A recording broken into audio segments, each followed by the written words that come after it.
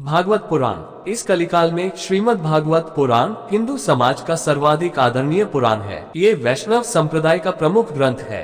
इस ग्रंथ में वेदों, उपनिषदों तथा दर्शन शास्त्र के गूढ़ एवं रहस्यमय विषयों को अत्यंत सरलता के साथ निरूपित किया गया है। इसे भारतीय धर्म और संस्कृति का विश्वकोश कहना अधिक समीचीन होगा। सैकड़ों वर्षों से यह पुराण हिंदू समाज की धार्मिक, सामाजिक और लौकिक मर्यादाओं की स्थापना में महत्वपूर्ण भूमिका अदा करता आ रहा है। इस पुराण में सकाम कर्म, निष्काम कर्म, ज्ञान साधना, सिद्धि साधना, भक्ति, अनुग्रह, मर्यादा, द्वैत अद्वैत, द्वैताद्वैत, निर्गुण सगुण तथा व्यक्त अव्यक्त रहस्यों का समन्वय उपलब्ध होता है। श्रीमद् भागवत पुराण वर्णन की विशदता और उदात्त काव्य रमणीयता से ओतप्रोत है। यह विद्या का अक्षय भंडार है। ये पुराण सभी प्रकार के कल्याण देने वाला तथा त्रैताप आदि भौतिक, आधिदैविक और आध्यात्मिक आदि का शमन करता है। ज्ञान, भक्ति और वैराग्य का यह महान ग्रंथ है।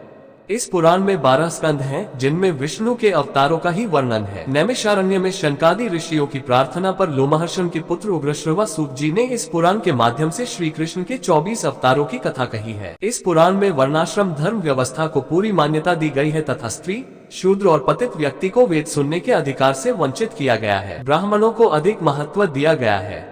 वैदिक काल में स्त्रियों और शूद्रों को वेद सुनने से इसलिए वंचित किया गया था कि उनके पास उन मंत्रों को श्रवण करके अपनी स्मृति में सुरक्षित रखने का न तो समय था और न ही उनका बौद्धिक विकास इतना तीक्ष्ण था। किंतु बाद में वैदिक ऋषियों की इस भावना को समझे बिना ब्राह्मणों ने इसे रूढ़ बना दिया और एक प्रकार से वर्गभेद को जन्म दे डाला। श्रीमद् भागवत पुराण में बार बार श्री कृष्ण के ईश्वरीय और अलौकिक रूप का ही वर्णन किया गया है। पुराणों के लक्षणों में प्रायः 5 विषयों का उल्लेख किया गया है, किंतु इसमें 10 विषयों सर्ग, विसर्ग, स्थान, पोषण, ऊति, मनवंतर, ईशानुकथा, निरोध, मुक्ति और आश्रय का वर्णन प्राप्त होता है। दूसरे अध्याय में इन 10 लक्षणों का विवेचन किया जा चुका है। यहाँ श्री कृष्ण के गुणों का बखान करते हुए कहा गया है कि उनके भक्तों की शरण लेने से किरातहूण, आंध्र, पुलिंद, पुलकस, आभीर, कंक, यवन और खस आदि तत्कालीन जातियां भी पवित्र हो जाती हैं।